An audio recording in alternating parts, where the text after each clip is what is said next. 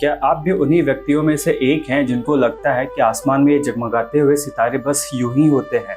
जो ग्रह हमारे आकाश गंगा के अंदर हैं, जो ग्रह हमारे पृथ्वी के आसपास चक्कर लगा रहे हैं, जो हमारे सूर्य जो है उनका चक्कर लगा रहे हैं, वो बस ऐसे ही हैं? क्या उनका कोई भी असर हमारे ऊपर नहीं पड़ता है?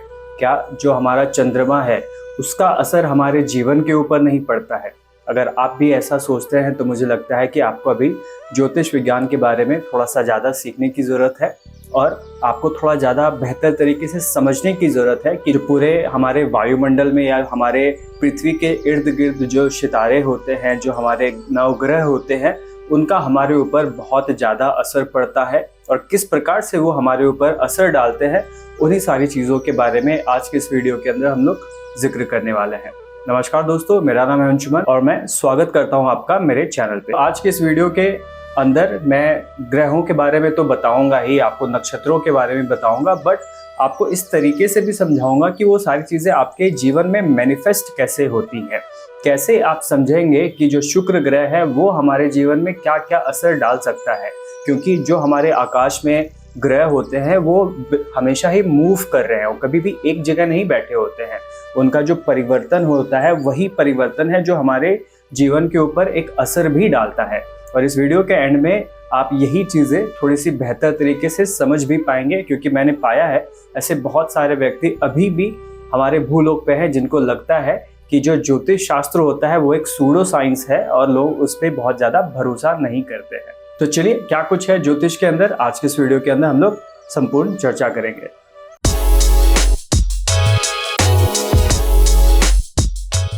देखिए दोस्तों, अब यहाँ पे अगर हम लोग बात करते हैं ज्योतिष शास्त्र की, तो जैसे समझ में ये आता है कि ये एक ऐसा शास्त्र है जो आपके जीवन में जो घटित हो सकता है, या आपके जीवन के अंदर क्या आपको मिला है, आपका प्रारब्ध क्या मिला है इस जीवन के अंदर, जो आपने अवतरित आप हुए हैं इस भूलोक में, तो आपको क्या क्या टास्क मिला है, जो टास्क आप कर पाएंगे, और वो करने के लिए आपको क्या क्या चीज़ें मिलने वाली है, जो आपके टूल्स होने वाले हैं। कहते हैं ना कि अगर आपको एक साइंस प्रोजेक्ट बनाना है तो सिर्फ प्रोजेक्ट मिल जाने से काम नहीं होता है, आपको वहाँ पे समझ चाहिए होती है, आपको अपने स्किल्स चाहिए होती है और मदद करने के लिए आपको लोग चाहिए होते हैं। तो हमारे जीवन के अंदर भी वही सारी चीज़ें होती हैं कि भाई ये हमारा प्रारब्ध है जिसमें हमें एक गोल को पहुंचना है, और उस गोल तक अगर आप पहुंच जाते हैं तो उस पर पहुंचने के लिए आप किन किन व्यक्तियों की ज़रूरत पड़ेगी आपको, या सारी चीज़ें कैसे प्ले आउट होंगी, तो उसी चीज़ के ऊपर प्रकाश डालने के लिए हमारा जो ज्योतिष विज्ञान है वो हमारी उसमें मदद करता है।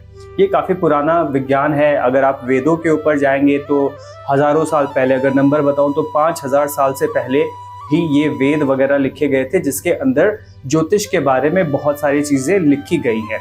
और जो हमारा बहुत सारे ऐसे क्लासिक्स हैं जैसे भृगु शास्त्र है, तो वहाँ पे, या फिर जो हमारा पराशर शास्त्र है, तो वहाँ पे बहुत सारी चीज़ें अलग अलग विधाओं में लिखी गई है, जहाँ पे अलग अलग मुनियों ने अपने तरीके से बहुत सारी चीज़ों को देखना सिखाया है, उसको बेहतर तरीके से समझना सिखाया है, और कहीं ना कहीं उन्होंने पूरा अपना जीवन ही लगा दिया सिर्फ चीज़ों को ऑब्जर्व करने में, सो दैट जो उनकी नेक्स्ट जनरेशन इस धरती पे आएगी उनके लिए चीज़ें थोड़ी सी आसान हो जाए। और इसी में अगर हम लोग पुराने समय की भी बात करते हैं तो बहुत बड़े बड़े जो राजा होते थे वो भी किसी ना किसी वॉर पे जाने से पहले अपने राज पुरोहितों से बिल्कुल पूछा करते थे कि भैया ये बताइए कि सही मुहूर्त क्या होगी, क्या मुहूर्त के हिसाब से ही हमें युद्ध स्टार्ट करना चाहिए, या फिर वो कौन सी दिशा होगी जिस दिशा में जाने से हमें हमारे युद्ध के ऊपर विजय प्राप्ति होगी। तो बहुत सारी ऐसी चीज़ें होती हैं जो हम लोग पंचांग से भी गणना करके बता देते हैं कि भाई किस समय आप शुरुआत करेंगे तो आपको जीत मिलेगी, किस दिशा में आप बढ़ेंगे कि आपके लिए वो दिशा, आपका काम या आपका जो लक्ष्य है उस लक्ष्य को भेदने में आपके लिए चीज़ें आसान कर देगा। तो वो सारी चीज़ें भी बहुत पुराने समय से की जाती थी। इसी में अगर मैं एक छोटी सी कहानी बताऊं हमारे महादेव की, तो महादेव के ऊपर भी एक बार शनि की 7.5 आने वाली थी। तो उसी टाइम पे जो हमारे नारद थे, नारद महाराज ने कहा कि प्रभु आपके ऊपर तो शनि की 7.5 आने वाली है, और शनि की 7.5 तो लोगों को बदल देती है, काफ़ी प्रभाव रहता है शनि का सबके ऊपर। तो महादेव ने मुस्कुरा के बोला कि मैं महादेव हूँ, मेरे ऊपर शनि का असर पड़ेगा नहीं। और देखते ही देखते महादेव जो है वो बैल का रूप धारण करके जंगल के अंदर चले गए। 7.5 साल का समय होता है शनि की 7.5 का, और 7.5 साल का समय काट के जब वो वापस आए तो वापस आके वही नारद से वो फिर से मिले और उनको बोला कि देखा, मेरे ऊपर शनि ने कोई भी असर नहीं किया। तो मुस्कुरा के नारद ने मन ही मन में कहा था कि प्रभु, आप महादेव से बैल बन गए, तो यही तो शनि चाहता है कि इंसान के अंदर बदलाव आए। तो 7.5 साल में आपने काफ़ी सारा बदलाव महसूस कर लिया। हाँ, ये होता है कि वो जो बदलाव होता है हर व्यक्ति के ऊपर डिपेंड करता है। किसी के अंदर बहुत ज़्यादा बदलाव होता है तो कई लोगों के ऊपर बहुत कम बदलाव होता है, लेकिन बदलाव आता जरूर है।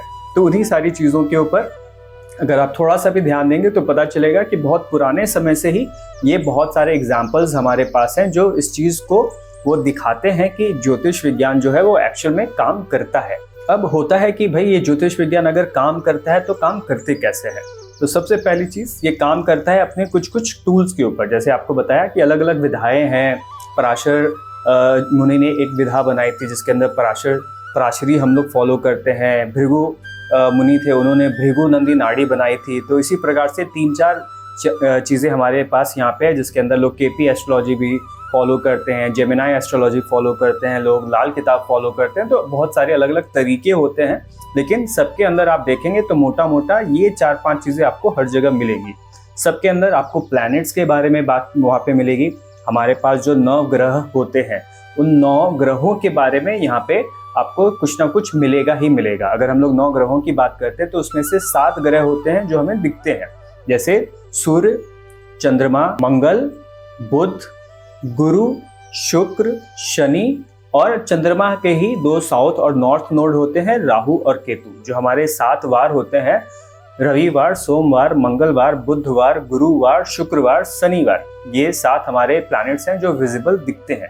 इसके अलावा 2 हमारे छाया ग्रह होते हैं, राहु और केतु, जो वैसे तो दिखते नहीं हैं लेकिन उनका भी असर हमारे जीवन के ऊपर पड़ता है। वो मुनियों ने अपने ऑब्जर्वेशन में देखी थी, तो वो भी हमारे 9 ग्रह के ही पार्ट है। अब इसी में कई सारे लोग ऐसा भी काउंटर करते हैं कि भाई आप अगर प्लैनेट की बात करते हैं तो उसमें सन और मून तो प्लैनेट नहीं है। तो वहाँ पे अगर हम लोग क्लासिक्स की बात करते हैं तो क्लासिक्स में कहीं पे भी प्लैनेट की चर्चा नहीं है, वहाँ पे ग्रहों की चर्चा की गई है। तो अगर हम लोग ग्रह की बात करते हैं तो जी हमारे पास 9 ग्रह ही होते हैं। उसके बाद आती है 12 राशियां। अगर हम सारे तारों के ऊपर देखते हैं तो आसमान में जो आपको तारे दिखते हैं तो उनकी एक संरचना होती है, और उसी संरचनाओं को समझ के जो सारे प्लैनेट्स जब पृथ्वी के इर्द गिर्द मूव करते हैं, वो गोल घूमते हैं, तो वहाँ पे मुनियों ने पाया कि वो सिर्फ एक ही जगह है, एक ही इक्लिप्टिक लाइन होता है, उसी इक्लिप्टिक लाइन के इर्द गिर्द ही वो घूमते रहते हैं। वो कभी आसमान में बिल्कुल इधर से इधर नहीं जाते हैं। वो हमारे पृथ्वी के एक ही जगह पे गोल चक्कर काट रहे हैं, या फिर ये यूं कह सकते हैं कि सूर्य और वो सारे ग्रह पृथ्वी और सारे ग्रह वो सूर्य के अंदर के गोल गोल जब चक्कर काटते हैं तो वहां पे वो सारे ही एक ही पंक्ति या एक ही लाइन है, उसी लाइन के ऊपर ही वो चक्कर काटते रहते हैं। तो उसकी वजह से उन्होंने पाया कि आसमान में एक बैकग्राउंड तो जरूर है, जिस बैकग्राउंड के अगेंस्ट ये सारी चीजें हो रही है। तो उन बैकग्राउंड्स को उन्होंने नाम दिया नक्षत्र, और जहाँ पे वो काम हो रहा था उनको उन्होंने नाम दिया राशि, कि एक जो राशि होती है वो 2.5 नक्षत्रों से जुड़ के बनती है। और अगर पूरे आसमान की हम लोग बात करते हैं तो 27 नक्षत्र होते हैं, जिसके इर्द गिर्द ही या उसी के लाइन पे कह सकता हूँ कि सारे ग्रह जो है वो मूव करते हैं, गोल गोल पृथ्वी के अराउंड घूमते हुए नजर आते हैं जब हम लोग पृथ्वी से देखते हैं। और उसी को थोड़ा सा बेहतर तरीके से समझने के लिए, क्योंकि जो राशियां होती हैं वो हमारे जीवन के अलग अलग इन्वायरमेंट्स को बताता है कि जब प्लैनेट किसी राशि के अंदर पहुंचता है तो उसका जो फर्क है वो कैसा फर्क पड़ेगा, क्योंकि वही प्लैनेट जब घूम के एक जगह से दूसरी जगह जाते हैं तो उसी प्लैनेट का असर थोड़ा थोड़ा सा बदलता रहता है, जो हमारे ऋषि मुनियों ने नोटिस किया था। तो क्या असर आता है, क्यों असर आता है, कैसा असर आता है, तो उन सारी चीज़ों को डिफाइन करने के लिए या बेहतर तरीके समझाने के लिए उन्होंने नक्षत्र और राशियों को गढ़ा था। अगर हम लोग बिल्कुल मूल में जाते हैं तो वहाँ पे नक्षत्रों की बात होती है, क्योंकि हर नक्षत्र का अपना एक असर होता है, एक उसका फल होता है, जिस फल के हिसाब से उन्होंने अलग अलग नाम दे दिए। जैसे मृगशिरा नक्षत्र हो गया, चंद्रमा की बात करते हैं तो श्रवण नक्षत्र हो गया, सूर्य की बात करते हैं तो कृत्तिका नक्षत्र हो गया। बहुत सारे हर प्लैनेट जो भी हमारे 9 ग्रह होते हैं, 9 ग्रहों को उन्होंने 3-3 नक्षत्र दे दिए, और उस हिसाब से उसके जो असर थे उनको उन्होंने समझा और उसी को किताब में या फिर उन्होंने नेक्स्ट हम लोगों को पास ऑन कर दिया। तो वहाँ से हमें समझ में आया कि जो प्लैनेट्स होते हैं वो जब एक जगह से दूसरी जगह आकाश में ही जब मूव करते हैं तो उनके असर में थोड़ा सा डिफरेंस आता है। वही शुक्र जब एक जगह पे होगा तो अलग असर आएगा, और जब वो दूसरी जगह पे चला जाएगा तो अलग असर आएगा। तो उसको थोड़ा सा बेहतर तरीके से ही करने के लिए उन्होंने राशियों का भी गठन किया, जिसके अंदर 12 राशियों को उन्होंने बताया कि 12 राशियों के अंदर उनका कुछ कुछ असर पड़ता है। और उसी को और थोड़ा सा आसान करने के लिए उन्होंने ये भी समझाया कि हमारे कुंडली के अंदर 12 भाव होते हैं, जिन 12 भाव के अंदर ये 12 राशियां पड़ती हैं, और वो हमारे जीवन के अलग अलग एस्पेक्ट्स को दिखाते हैं। जैसे अगर हम लोग हमारे जन्म के राशि की बात करते हैं तो वो हमारा लग्न होता है। तो जब आप पैदा हुए थे उस समय पे जो पृथ्वी और आकाश, जहाँ पे दोनों एक इमेजिनरी लाइन पे टच कर रहे थे, तो वहाँ पे जो भी राशि पड़ रही थी वो आपका लग्न बन जाता है, और उसी हिसाब से बाकी ग्रहों की प्लेसमेंट आपकी कुंडली के अंदर छप जाती है। वो एक टाइप का आप कह सकते हैं कि वो स्क्रीनशॉट है, एक फोटोग्राफ है, जो वायुमंडल में या हमारे आकाश में जो भी ग्रह जहाँ थे वो उसी हिसाब से राशियों में या नक्षत्रों के ऊपर अंकित कर दिए जाते हैं, जिस अंकित करने से हमें पता चलता है कि थ्रू आउट हमारे लाइफ में उन ग्रहों का कब क्या क्या असर पड़ेगा। अब है कि क्या क्या असर पड़ेगा वो तो पता चल जाता है, लेकिन कब असर पता पड़ेगा उसके लिए उन्होंने दशा सिस्टम भी बनाई थी, जिस दशा के अंदर पता चलता है, जिसके अंदर अलग अलग प्रकार की दशा होती है। महादशा होती है, अंतरदशा होती है, प्रति अंतरदशा होती है, सूक्ष्म दशा होती है, प्राण दशा होती है। अलग अलग प्रकार की 5 दशाएं होती हैं, जिसके अंदर वो हर प्लैनेट का क्या असर पड़ेगा उसकी चर्चा भी हमारे किताब में या हमारे ज्योतिष शास्त्र के अंदर उसको भी बताया गया है। तो उससे कई बार आसान हो जाता है लोगों के लिए आपको एक प्रिडिक्शन देना कि भाई इस फला दशा के अंदर आपके साथ ऐसी ऐसी चीजें घटित हो सकती है। अब कैसे पता चलता है? पता यूं चलता है कि जो हमारे प्लैनेट्स होते हैं उन सारे प्लैनेट्स को एक एक प्रकार की ड्यूटी दे दी गई। जैसे सूर्य को हम लोग कहते हैं कि वो हमारे आत्मा का कारक होता है, वो हमारे प्रसिद्धि का कारक होता है, वो हमारे लिए हमारे पिता का कारक होता है। तो जब वो किसी स्पेसिफिक राशि में होते हैं, स्पेसिफिक भाव में बैठे होते हैं, तो उससे उनके असर में कुछ ना कुछ अंतर पड़ता है। वही सूर्य है, वही उनके कारक तत्व है, लेकिन जब वो आपके लग्न में बैठे होंगे तो आपके खुद आपके निजी चीज़ों के ऊपर ज़्यादा असर डालते हैं। लेकिन वही अगर सप्तम भाव में चले जाते हैं या फिर सप्तम राशि के अंदर चले जाते हैं तो वहाँ पे फिर आप जो है जनता से जुड़ जाते हैं। वहाँ पे फिर जो सूर्य होता है जिसको हम लोग राजा का प्रतीक मानते हैं, तो फिर वो राजा एक ऐसा राजा नहीं रह जाता है जो कि राजमहल में बैठेगा, वो एक ऐसा राजा बन जाता है जो जनता के बीच में जाके बैठेगा। तो वहाँ पे उसी राजा की जो स्थितियां हैं वो थोड़ी सी बदल जाती हैं। तो आपके जीवन में आपकी स्थिति कैसी रहेगी वो इन छोटी छोटी चीज़ों से हम लोग प्रेडिक्ट कर पाते हैं, या फिर उन चीज़ों को हम लोग देख या समझ पाते हैं।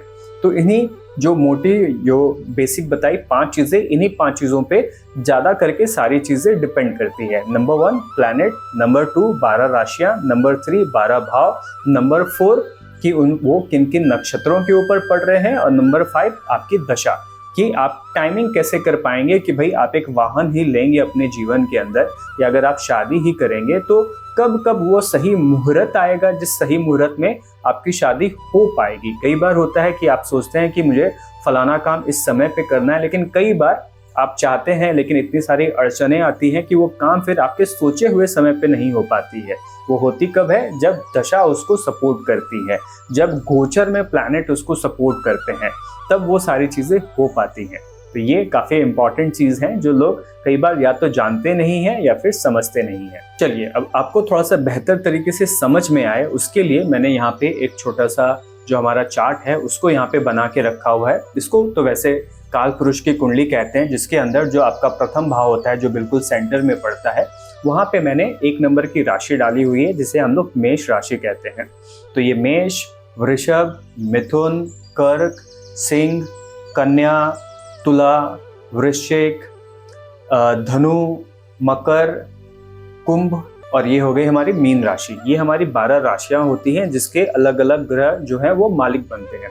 लेकिन जब हम पैदा होते हैं तो उस टाइम पे जैसे बताया कि आसमान में कौन कौन सा प्लैनेट कहाँ था उसका एक स्क्रीनशॉट ले लिया जाता है और उसी को इन 12 घरों के अंदर प्लेस कर दिया जाता है।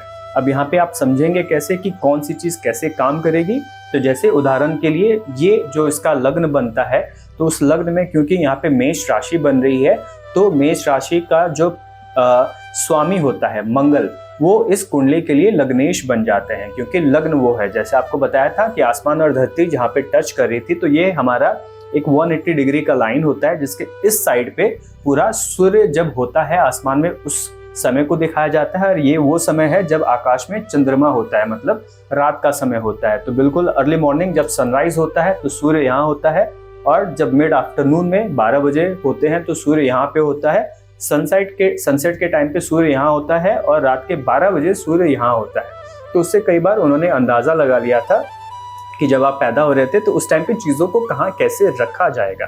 ठीक है, तो अब इनका अगर हम लोग लग्नेश की बात करते हैं तो इनका लग्नेश इनके 10वें भाव में आया है।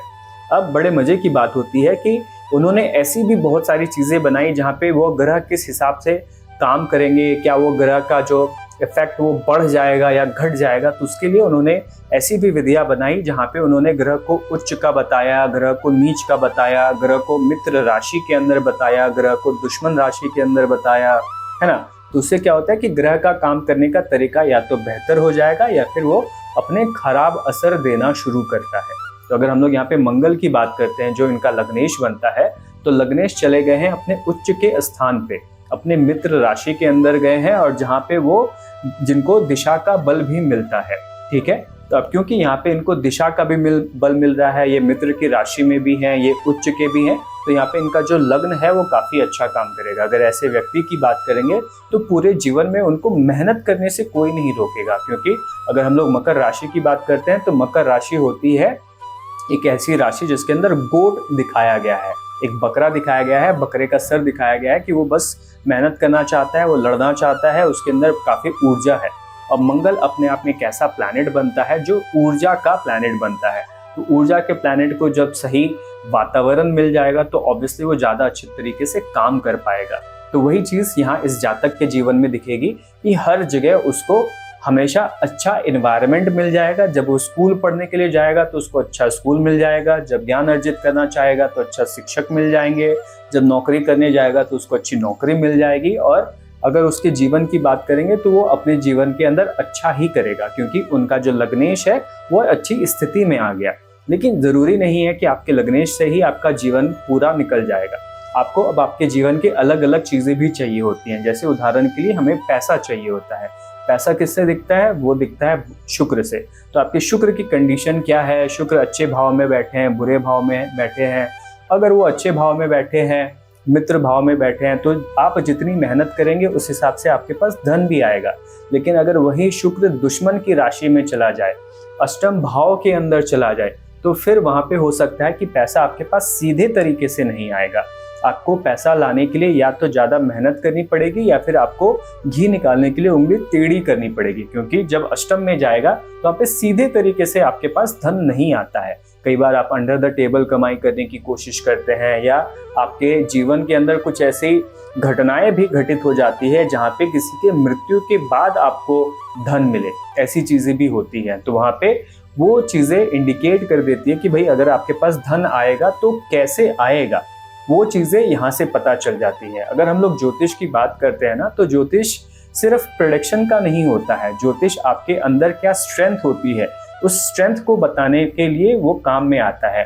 आपके लाइफ के अंदर आपका क्या गोल होना चाहिए, वो बताने के काम में आता है। अगर आपके जीवन में आप किसी विशेष चीज को अपना प्रैक्टिस बना लेंगे, जैसे कई बार हम लोगों को कहते हैं कि भाई अगर आपका जो लग्न है वो मेष ही है तो आपको ज्यादा ऊर्जावान टाइप का काम करना चाहिए, कि भाई आप एथलीट बन जाइए, आप जिम से जुड़ा हुआ काम करिए, आप एक ऐसा काम करिए जिसके अंदर शरीर की ज्यादा जरूरत पड़ती है। और बड़ी मजेदार चीज होती है कि वो लोग जो मेष लग्न में पैदा होते हैं वो वैसे ही शारीरिक रूप से काफी मजबूत, हिस्ट पुष्ट और अंदर से करेजियस होते हैं। तो वैसे लोगों को वैसे भी वैसी चीजें करने में अच्छा लगता है या फिर मजा आता है, या वैसी चीजें करने के लिए कह दो तो उनकी उत्सुकता और एनर्जी और बढ़ जाती है। उनको फिर अलग से इंस्पिरेशन वीडियोस देखने की जरूरत नहीं पड़ती है, वो हमेशा ही डेडिकेटेड होते हैं, इंस्पायर्ड होते हैं। तो वो सारी चीजें जो है कि आपके गोल ऑफ लाइफ को मीट करती जाती है। तो अगर हम लोग ज्योतिष की बात करते हैं तो ज्योतिष कहा ही जाता है कि ज्ञान जो आपके फ्यूचर के लिए काम में आएगा। तो वहाँ पे जब आपको आपकी स्ट्रेंथ बता दी जाती है तो वहाँ पे आप सही दिशा के अंदर काम करना शुरू करते हैं। तो ज्योतिष को अगर आप एक सही गाइडलाइन के तौर पे देखेंगे तो आपको सही दिशा में गाइड कर देगा कि भाई धन कहाँ से आएगा, आपके पिता होंगे तो आपके पिता के साथ आपकी स्थितियाँ कैसी रहेंगी। कई बार होता है कि जब बच्चा पैदा होता है तो वहाँ पे अपने पिता के साथ वो काफ़ी जुड़ा हुआ रहता है, बट ओवर द पीरियड देखा जाता है कि फिर धीरे धीरे पिता उससे दूर हो जाते हैं या पिता के साथ उसका रिश्ता ठीक नहीं रहता है। कई बार आपने जीवन में ऐसा भी देखा होगा कि किसी जातक का जो अपने पिता के साथ रिश्ता है वो जीवन के शुरुआती भाग में ठीक था, लेकिन जैसे वो हाई स्कूल में पहुंचा फिर वो गड़बड़ हो गया, फिर वो कॉलेज में पहुंचा और गड़बड़ हो गया, फिर जब वो नौकरी में पहुंचा तो चीज़ें थोड़ी ठीक होनी शुरू हुई, लेकिन बाय द टाइम उसकी शादी हुई तो वापस से अपने पिता के साथ उसके रिश्ते ठीक हो गए। या कई बार ऐसा भी होता है कि रिश्ता बिल्कुल जब आप ही 35-40 के हो गए तब आपका जो रिश्ता आपके पिता के साथ है वो ठीक हो पाता है। तो वो चीज़ें भी कई बार हमें यहाँ पे ज्योतिष से पता चल जाता है।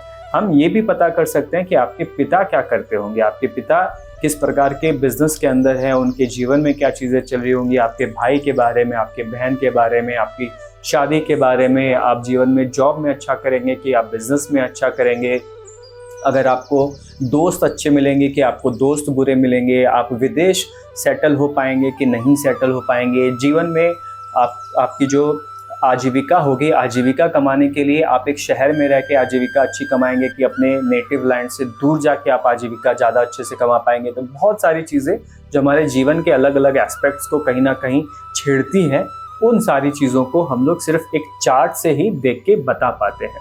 तो इसीलिए एग्जाम्पल के लिए मैंने यहाँ पे आपको ड्रॉ करके दिखा दिया था कि कुछ जगह होती है जहाँ पे प्लैनेट्स अच्छा रिजल्ट करते हैं, जैसे मार्स उच्च का हो गया अच्छा रिजल्ट करेगा, जुपिटर यहाँ पे चतुर्थ भाव में उच्च का हो गया ये अच्छा रिजल्ट करेगा, बट यहाँ पे राहु और केतु उसके ही लग्न पे ही आ गए हैं और उनके सप्तम भाव को केतु ने यहाँ पे डिस्टर्ब किया हुआ है, तो जातक को हमेशा दिमाग ज़्यादा चलने की प्रॉब्लम भी आएगी। लेकिन वहीं पे अगर उस दिमाग को सही डायरेक्शन मिल जाएगी तो फिर वो दिमाग उनको बहुत अच्छी क्रिएटिविटी और मल्टीपल फोल्ड्स उनको एक बढ़ोतरी भी दे सकता है। तो बहुत सारे छोटे छोटे संकेत होते हैं जो देख के हमें समझ में आता है कि जीवन में ये इमोशनली स्ट्रांग होंगे कि वीक होंगे। जैसे इनका चंद्रमा है वो अष्टम में है, वो नीच का हो गया, तो ये दिखेगा कि आप जीवन में अच्छा तो करेंगे लेकिन पूरे जीवन मानसिकता या इमोशंस के साथ आप लड़ के वहां तक पहुंच पाएंगे। कई बार होता है कि आप जीवन के अंदर एक मुकाम तो पाते हैं लेकिन उस मुकाम तक पहुंचते पहुंचते आप पीछे बहुत सारी चीजें छोड़ देते हैं। कहते हैं ना कि be at the top and enjoy yourself, लेकिन वहाँ पे बड़ा छुपा हुआ चीज़ भी होता है कि वहाँ टॉप तक पहुँचते पहुँचते आप ऐसी बहुत सारे ग्रिल से होके गुजरेंगे जहाँ पे फिर आपके दोस्त पीछे छूट जाएंगे, परिवार पीछे छूट जाता है, समाज पीछे छूट जाता है। तो वो चीज़ें भी यहाँ पे कई बार होती हैं, तो वो चीज़ें भी यहाँ से दिख सकती हैं कि उन चीज़ों को आप कैसे ठीक कर पाएंगे, क्योंकि हमें दिखता है कि फ्यूचर में क्या होगा। तो आज से अपने जीवन शैली के अंदर आप क्या क्या परिवर्तन लाएंगे जिस परिवर्तन की वजह से जब आप टॉप पे पहुंचेंगे तो आप उसको ज़्यादा इंजॉय कर सको, वो आपको यहाँ से पता लग सकता है। अब चलते चलते यहाँ पे थोड़ा सा मिसकंसेप्शन भी मैं यहाँ पे दूर करना चाहता हूँ। बहुत लोगों को लगता है कि ये मिथ होता है कि इसमें झूठी चीज़ें बताई जाती है। देखिए, अगर आप सही एस्ट्रोलॉजर के पास पहुंचे हैं तो आपको बहुत सारी सच्ची चीज़ें भी वो बता सकते हैं।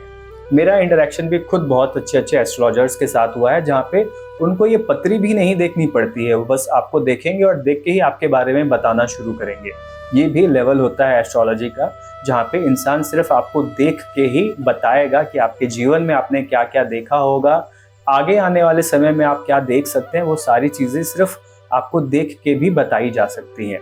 तो इसीलिए ये समझना कि ये झूठ है वो आपका मिथ है, वो आपका मिसकंसेप्शन है। यहाँ पे चीज़ें काम करती है। हाँ, अब ये होता है कि लोग इसको कई बार कहते हैं कि भाई ये जादू की तरह काम कर जाएगा।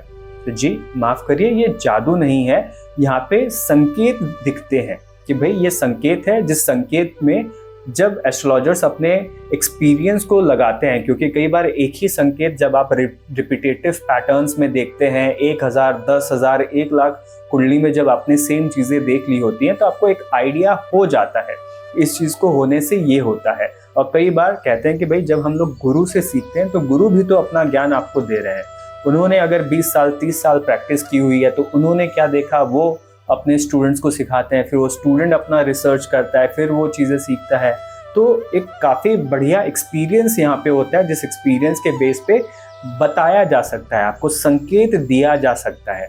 इसी में अब एस्ट्रोलॉजर पे भी डिपेंड करता है। अगर उसको सारी चीज़ें सही तरीके से डिकोड कर पाता है, उसको चीज़ें समझ में आती है, तो आपको बहुत अच्छे से रिजल्ट्स दे सकते हैं।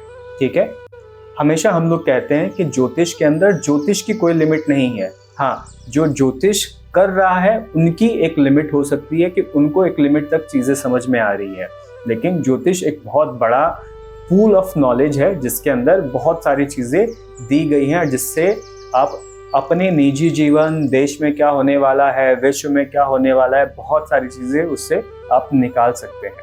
और एक बहुत बड़ा मिसकंसेप्शन यहाँ पे लोगों को ये भी होता है कि भाई रेमेडीज़ में अगर हम सिर्फ दान कर देंगे, हम सिर्फ पत्थर पहन लेंगे, हम सिर्फ जाके मंदिर में पूजा कर लेंगे तो हमारा काम बन जाएगा। ये भी कई बार लोगों को एक कह सकता हूँ कि एक मिथ ही लोगों को पता है। बट यहाँ पे होता ये है कि भाई बहुत सारे कर्म होते हैं जिन कर्म को आपको अलाइन करना पड़ता है आपके पिछले जन्म या इस जन्म के कर्मों के हिसाब से। अगर आपको सही रिजल्ट चाहिए होते हैं तो वहाँ पे आपको अपने जीवन के अंदर बहुत सारे ऐसे चेंजेस लाने पड़ते हैं जिन चेंजेस की वजह से आप सर्टेन रिजल्ट्स अचीव कर पाएंगे।